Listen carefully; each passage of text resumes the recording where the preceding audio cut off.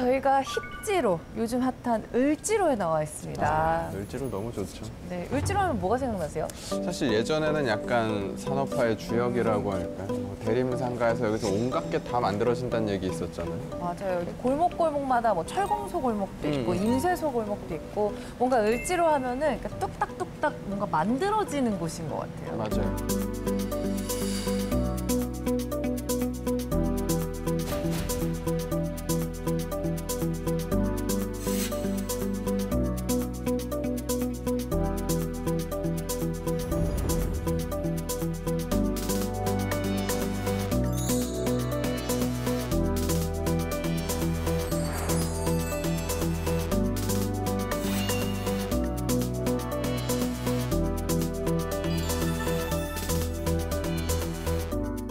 요즘엔 그래도 좀 약간 힙한 느낌? 맞아요. 제가 그럼 을지로에 있는 미술관으로 안내하도록 하겠습니다. 따라오세요. 좀만 가시면 돼요. 따라갈게요. 미술관이 어디 있다는 거예요? 짠! 안 보이세요? 여기예요? 네. 이 건물? 아, 이 저 건물? 저 건물? 저건가? 전체가 다 미술관이잖아요. 이 하나하나가 지금 작품이라는 거예요? 네, 이 골목골목의 특성 그리고 을지로의 분위기를 잘 살린 이 작품들이 곳곳에 숨어 있잖아요. 안 보이세요? 발상의 전환이다. 앞에 리플렛이 있네. 네. 멀리 보는 을지로, 가운데 시간. 아예 건물 벽을 무슨 캔버스나 전시장 벽처럼 쓴 거네요. 네. 이건 발상의 전환이다. 그렇죠. 이 난간이 그래서 어떻게 보면 미술관이 되는 거예요.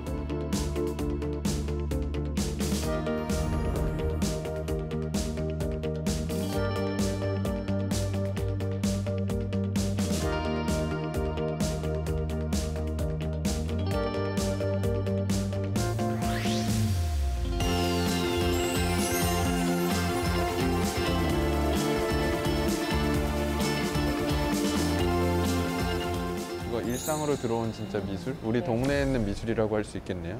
근데 진짜 신기하다. 많아요. 딱 보기만 해도 지금 몇 개? 하나, 지금 막 작은 창문에도 네, 있고. 열 곳곳에 숨어 있거든요. 누가 이런 또 재밌는 상상을 했대. 그러니까요. 전 솔직히 궁금한 게 과연 몇 점이 예술인지. 약간 이렇게 어디랑 보니까 어디까지. 네, 예술이랑 예술이 아닌 것? 일반적인 그냥, 네. 현수막이랑. 구분이 안 되잖아요, 사실. 근데 정답을 너무 알고 싶은데 근데 저희가 아무리 여기서 저희끼리 얘기를 해도 사실 정답을 알기는 힘들어요. 그래서 이걸 기획하고 설명을 해주실 분이 또 우리를 위해 계시다고 합니다. 빨리 또 인사를 좀 드려야겠네. 이쪽을 계속 관리하고 계셔서 항상 계시대요. 그래요? 한번 찾아뵈러 갈까요? 가시죠. 어디로 가면 돼요? 저기. 네. 안녕하세요. 안녕하십니까. 반갑습니다.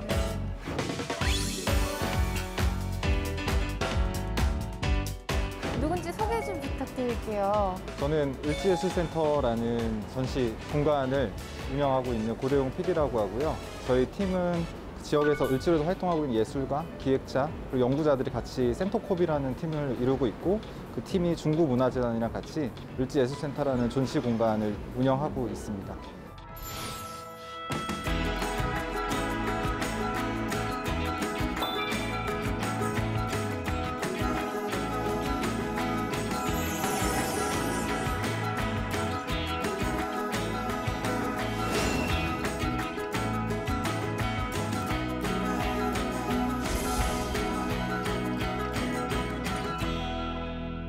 그럼 아까 저희가 본 이 현수막들 다 기획하고 관리하시는 분이신 거죠? 네, 저희 팀에서 같이 기획하고 관리하고 있습니다. 이런 아이디어는 어디서 얻으신 거예요? 저희 팀 자체가 2016년도부터 을지로 골목에서 지속적으로 이 골목에서 활동을 했었고 이 지역에 대한 이해나 애착 같은 것들이 많이 생겼습니다. 그래서 그 외부에서 봤을 때는 원도심으로 되게 낡은 곳 같지만 안에 들어와서 보면은 건물들도 한옥부터 60년대 건물까지 되게 다양한 건축사의 건물들도 있고 여기 계신 사장님들도 한국 산업화 현장에서 굉장히 일을 많이 하셨었고 또 그중에서는 이제 백남준 작가님 같이 여러 이제 대한민국을 대표하는 작가님들이랑 같이 협업해 주신 기술 장인분들도 계신 곳이거든요.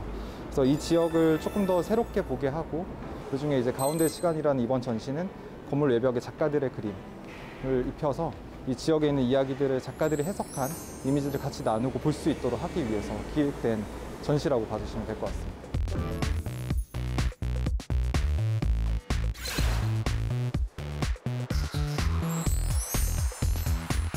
저희가 지금 산책하면서 이렇게 이 공간 전체를 미술관처럼 감상했는데 그렇게 보는 게 맞는 걸까요? 네.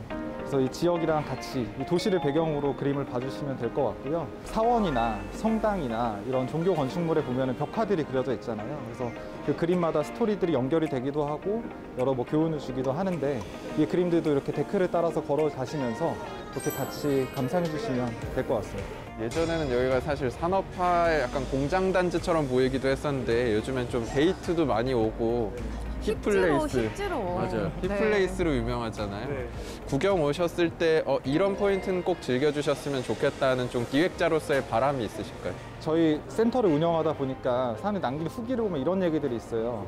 되게 힘들게 찾아서 들어갔는데 그 과정 자체가 관람의 일부라고 느끼셨다는 그런 후기들이 있거든요. 근데 그런 지점들을 좀 봐주셨으면 좋겠어요. 그래서 공장 단지 안에 곳곳에 예술 작품과 예술가들의 작업실, 전시 공간들이 있는데 그 지역과 같이 함께 예술을 봐주셨으면 좋겠고 그런 모습들을 좀 기억해 주셨으면 좋겠다는 소망이 있습니다. 뭔가 약간 어찌 보면 옛날 공간에서 젊은 아이디어로 좀 예술적인 부활을 시키고 있다는 모습이 되게 좀 뭔가 우리가 찾아다니던 그런 보물 같아서 되게 좀 맞아요. 좋네요. 너무 좋네요. 감사합니다. 저희 좀 더 둘러볼게요. 감사합니다. 감사합니다.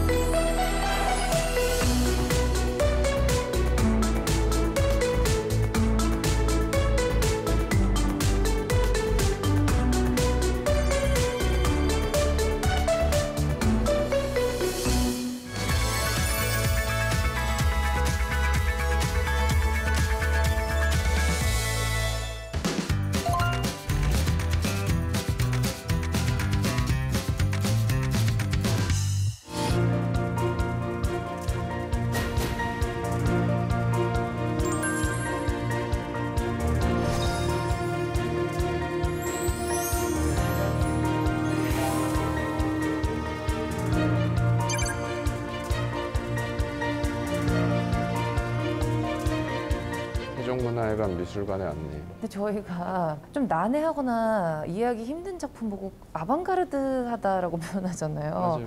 지금 이 전시가 이제 러시아 아방가르드 전시인데 정확히 아방가르드가 뭐예요? 그 원래는 사실 군사 용어에서 유래된 거라서 프랑스어거든요.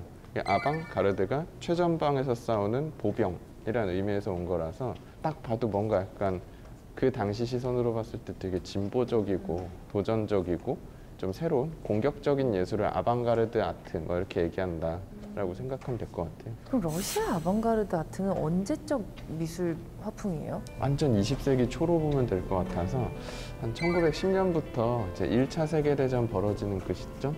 그 정도까지로 보시면 돼서 한 10년에서 20년 정도로 보시면 되는데 러시아가 원래는 구상회화가 되게 좀 강세였었거든요. 근데 그 전쟁 시기에 이제부터 좀 보실 수 있게 될 칸딘스키, 말레비치 이런 예술가들을 통해서 추상의 영역이 열려갔던 게 러시아 아방가르드죠. 근데 지금 저희가 이렇게 보고 있는 작품들은 추상화라고 하기에는 좀 더 구상화인 거죠? 맞아요. 여기 있는 작품들이 이제 좀 과도기의 작품이라고 보면 좋을 것 같아서 아직은 구상의 경향이 확실히 있기는 하죠. 다만 뭐 사진같이 그리는 그런 클래식한 느낌하고는 또 분명 다른 부분이 있죠. 이 구도는 굉장히 익숙한 클래식한 구도 아닌가요? 맞아요. 우리 뭐 만에 이런 예술가의 네. 작품에서 흔히 봤었던 구도인데 유대인 비너스라고 써 있는데 딱 봐도 그 말씀드렸던 기존의 프랑스권 혹은 이탈리아 쪽에서 그렸던 비너스의 느낌하고 분명 좀 다른 지점이 있죠.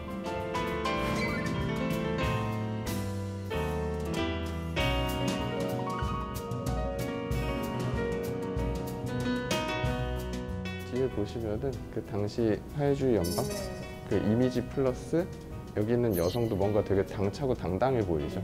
기존에 봤던 좀 선 얇은 비너스하고는 다른 느낌이 분명 있죠. 근데 이런 화풍에서 저희가 알고 있는 추상화? 어떻게 갈지 너무 궁금해요. 그 변화 과정이 사실 네.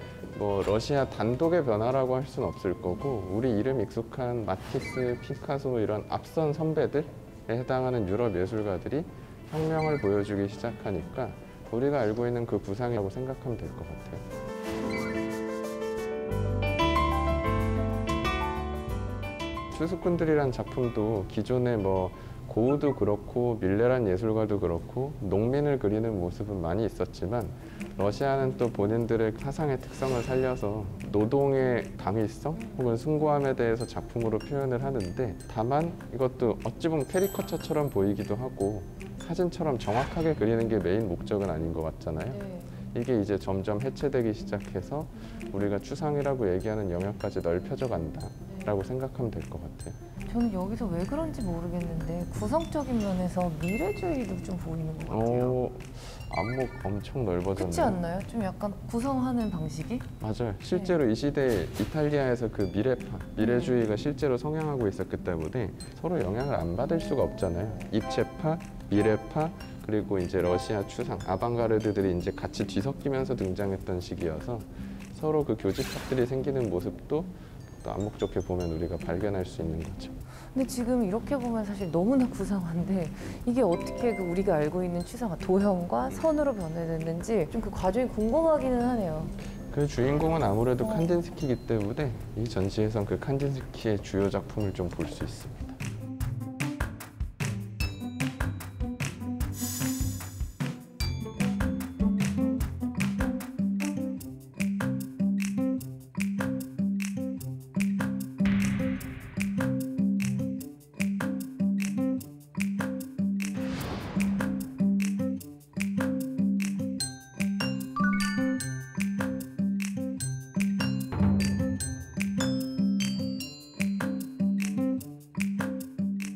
여기가 어찌 보면 주인공이라고 할 수 있는 칸딘스키 아하. 추상의 아빠가 또 여기 와 있네. 그렇죠. 이 작품은 음표가 날아다닌 것 같기도 하고 근데 자세히 보니까 오. 말도 있고 맞아요. 네.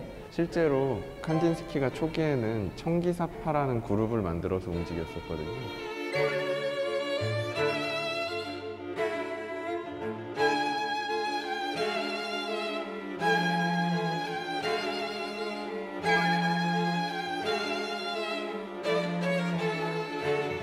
그게 이 사람이 푸른색이라는 색을 되게 좀 정신적인 색, 좋아하는 색이기도 했었고 기사는 이제 말이라는 테마를 이용해서 새로운 시대 예술을 지켜가는 기사처럼 우리가 그 교두보가 되겠다라는 테마에서 말을 좀 많이 그렸었는데 제일 중요한 포인트를 또 찾으신 게 음악 같다고 하셨잖아요. 네. 어디서 음악처럼 혹시 느끼셨어요? 뭔가 말을 형용하긴 어려운데 음표가 떠다니는 느낌이었어요. 저는 약간 오선지처럼 보이기도 하고 그렇죠. 네. 지금 실제로 칸딘스키가 꿈꿨던 게 클래식 음악을 워낙 좋아했던 사람이라서 뭔가 딱 보자마자 뭐 이렇게 뭐 그렸구나 혹은 제목 보면서 막 이렇게 찾아가는 게 아니라 한 곡의 음악을 듣는 것처럼 각자 자유롭게 느꼈으면 하는 바람이 컸어서 그래서 제목도 지금 즉흥이라고 되어 있거든요. 되게 즉흥적으로 자기 떠오르는 거 그렸다라고 할 수 있죠.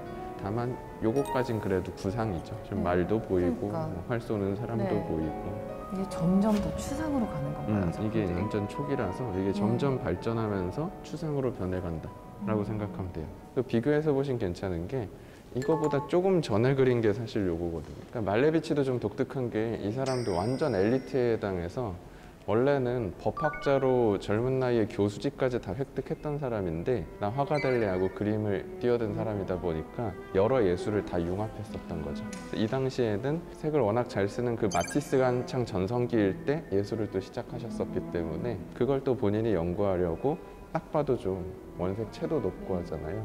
그런 야습화라고 얘기하는 이 기법을 연구하다가 이게 조금씩 더 추상으로 바뀌어간 거죠. 초기 대표작들을 통해서 이 사람의 발전 과정을 좀 볼 수 있다라고 생각하면 될 것 같아요. 이 이후부터는 이제 뭐 즉흥, 구성 이런 형태로 제목이라는 게 사실 있으면 우리가 제목으로 막 뭐 찾으려고 하게 되는 경향이 있잖아요. 만약에 이 작품도 제목이 뭐 산과 호수 이런 식으로 만약 돼 있다면 삼각형이 산인가? 그럼 저건 구름인가? 이런 식으로 보게 되니까 그러지 말라고 아예 제목을 삭제해버렸다고 할 수 있죠. 이때까지는 완전 초기작에 해당하기 때문에 아직 완전 추상까지 가기 직전 정도로 보면 되고, 이 이후에 이제 또 다른 러시아의 후배들이 등장하면서 완전 추상이 등장하죠. 사실 말레비치는 칸딘스키만큼 유명하진 않잖아요. 국내에선 사실 그런데 러시아를 포함한 세계 미술사에서는 칸딘스키 이후 유럽의 추상, 그 엘리트 추상이라고 얘기하는 20세기 초의 추상을 완성시킨 예술가로 많이 소개돼서 누가 봐도 완전 추상이잖아요. 딱 봐도. 형태가 아까보다 확실히 단순화됐는데 색깔을 많이 연구한 게 보이는 것 같아요. 최소한의 색배합으로 약간 그 기하학 추상이라고 하죠. 도형들 섞여 있는 형태인데 제목부터 보면은 절대주의. 이 예술 사조 자체를 아예 표현하고 있다라고 보면 돼서, 절대주의가 뭐를 표현하는 거죠? 그러니까 정말 쉽게 얘기하자면은 회화는 여기서 이제 끝이다. 이제 절대적으로 이 이상은 없다라는 느낌으로 생각하면 될 것 같아서, 기존엔 우리가 결론적으로 무언가 보이는 걸 모방하는 게 미술이었잖아요.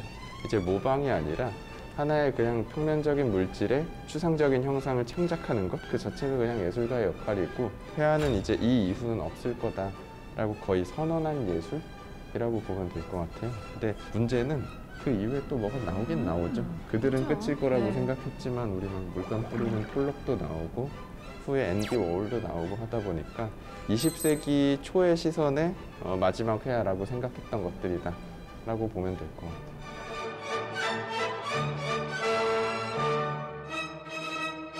저는 이 작품 볼 수 있는 것도 이번 전시의 의미라고 보면 될 것 같아요. 이 러시아 추상에 있어서는 말레비치만큼이나 또 그 영역을 구축한 예술가라고 평가를 받아서, 이분도 딱 그 기하학 추상이라고 말씀드렸던 도형 같은 거 이용해서 그냥 최소한의 배합이지만 그 조형미가 주는 아름다움이라고 할까요? 혹은 매력?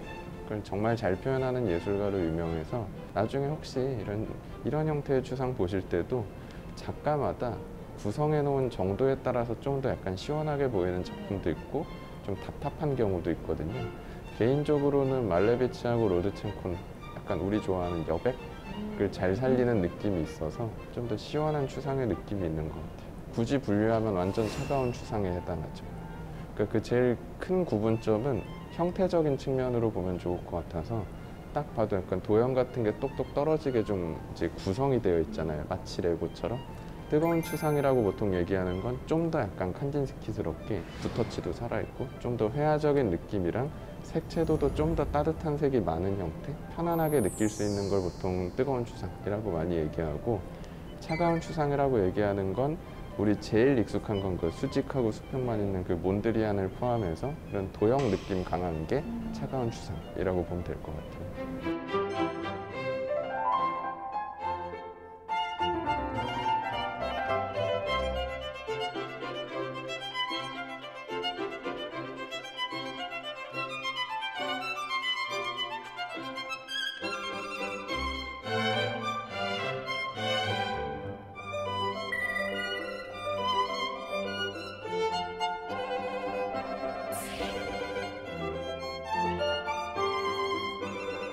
추상화도 사실 저는 이렇게 직선 이런 것만 있는 줄 알았는데 좀 다양한 형태로 있네요.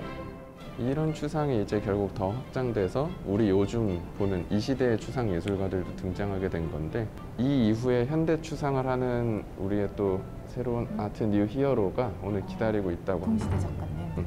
좋아요. 만나러 가볼까요? 만나보시죠.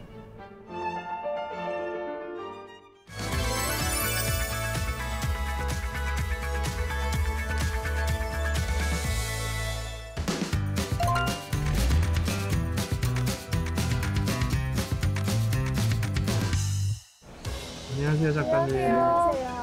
오늘 날씨도 좀 좋고 해가지고 차 한잔 하는 이 카페에서 이렇게 작가님을 만나뵐 수 있게 됐는데, 일단 작가님 소개 좀 부탁드려도 될까요? 네, 안녕하세요. 저는 작가로 활동하고 있는 장소영이라고 합니다.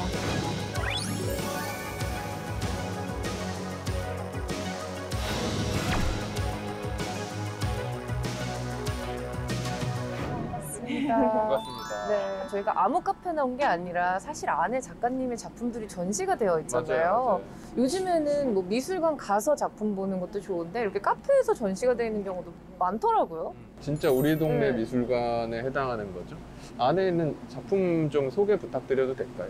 이제 작품은 유니버스라는 주제로 작품이 전시가 되고 있고, 작품은 이제 보통 저희 작품에는 돌가루가 사용이 되는데 그런 작품을 이제 전시가 되고 있습니다.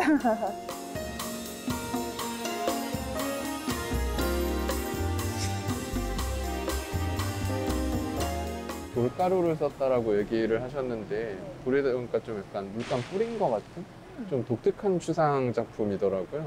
제작 과정 좀 더 소개 부탁드리겠습니다. 그거를 굉장히 많이 물어보세요. 그 산 보시는 분들이 뭔가 붓으로 그린 것 같지는 않다라는 그런 말씀을 해주시는 게, 제 작품은 이제 우선 바탕에 돌가루를 그리기 전에 그 젯소칠을 먼저 하고 그 다음에 바탕색을 한 번 더 칠해요. 그 다음에 이렇게 완전히 마르고 나면 이제 바탕에 칠했던 물감색이랑 돌가루랑 한 번 더 섞어서 이제 바탕을 다시 한번 작업을 하고요. 이게 마르고 나면 그 다음에 이제 물감을 공중에서 뿌리게 되는데요. 일반적으로 다른 그 작품 제작 방법이랑 좀 다른 점이 있다면, 이젤에 이렇게 캔버스를 올려놓고 붓으로 그리는 게 아니라 캔버스를 바닥에 이렇게 평면으로 수평으로 눕혀놓고 제가 서서 위에서 공중으로 뿌리는 거거든요.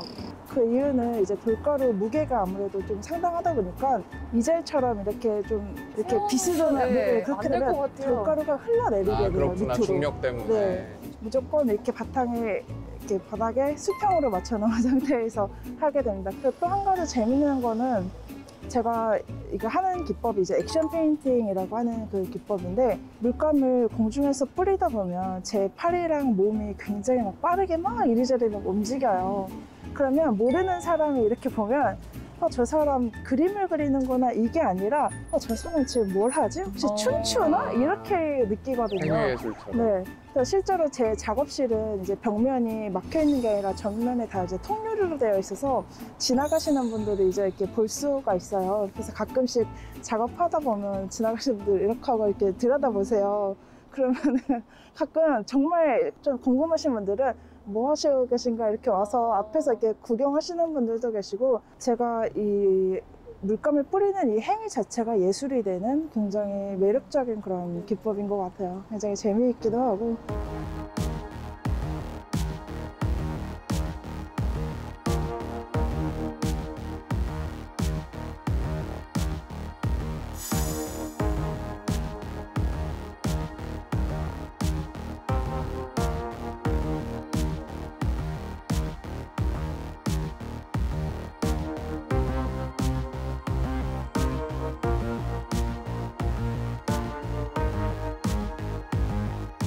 우리가 방금 보고 온 그 유럽 추상 이후에 그 미국 추상에서 이어지는 또 현대적 추상이라고 할 수 있겠네요. 되게 작품 재밌는 것 같아요. 맞아요. 근데 전 사실 궁금했던 게 그 예전에 언론에서 최근에 봤는데 루브르에 전시한 작가란 타이틀로 최근에 많이 소개됐잖아요. 그것도 사실 사연이 좀 궁금하긴 하거든요. 해외 프랑스에서 전시를 주로 하시는 그 갤러리스트 한 분이 연락을 주셨어요. 작가님의 작품을 프랑스 쪽에 한번 소개를 하고 싶다. 근데 그렇게 소개를 하려면 개인이 가기는 힘드니 이제 자기가 속해 있는 그 갤러리를 통해서 한번 작품을 전시를 해보시는 게 어떻겠냐 해서 이제 그렇게 해서 처음 파리에 프랑스가 가서. 파리에 가서 전시를 하게 됐습니다. 근데 추상하게 악동이란 별명 있으시다면서요?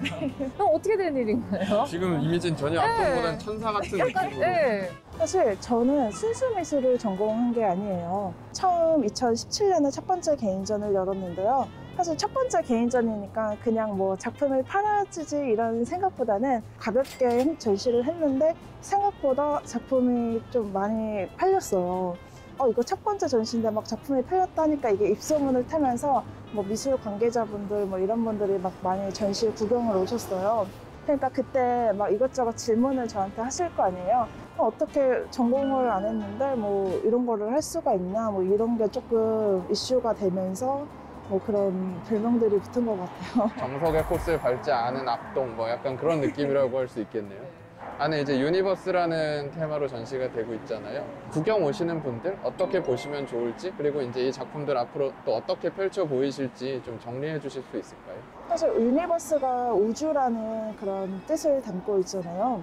근데 저는 이 주제를 통해서 강한 그런 에너지 이런 것들을 관람객들 분들이 느끼셨으면 좋겠다라는 거를 좀 많이 전달을 해드리고 싶었어요. 딱 작품을 봤을 때는 뭔가 되게 부질서해 보이고 이게 좀 불균형해 보이는데 그 불균형 속에서 어떤 균형의 미, 여백의 미 이런 거를 또 찾을 수가 있거든요.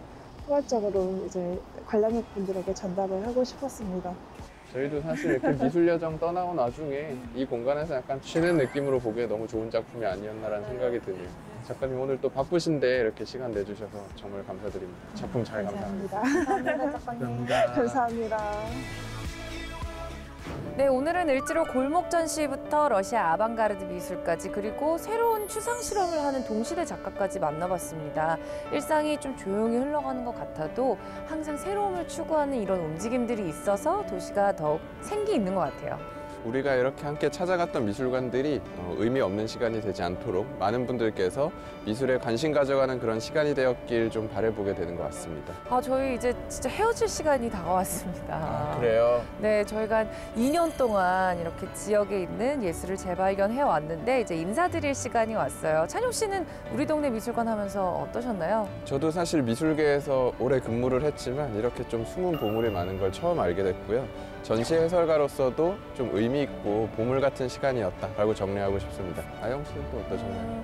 저도 예술을 좋아하긴 했지만 깊이 있게 살펴보지는 못했거든요. 그래서 앞으로 어떤 미술 작품을 보더라도 우리 동네 미술관 덕분에 이렇게 좀 자세히 캐볼 수 있는 돋보기가 하나 생긴 그런 느낌이에요. 의미 있는 인연이었네요. 네, 그렇습니다. 하지만 뭐 영원한 이별은 없다고 하잖아요. 그럼요. 네, 언제든 찾아주시면 저희는 다시 돌아올 준비가 되었습니다. 자, 여태까지 우리 동네 미술관에 보내주신 성원 너무나 감사드리고요. 마지막이긴 하지만 항상 인사드리던 대로 저희 인사드리도록 하죠. 여러분, 다음에 또 만나요. I love you, baby, and if it's quite alright, I need you, baby, to warm the lonely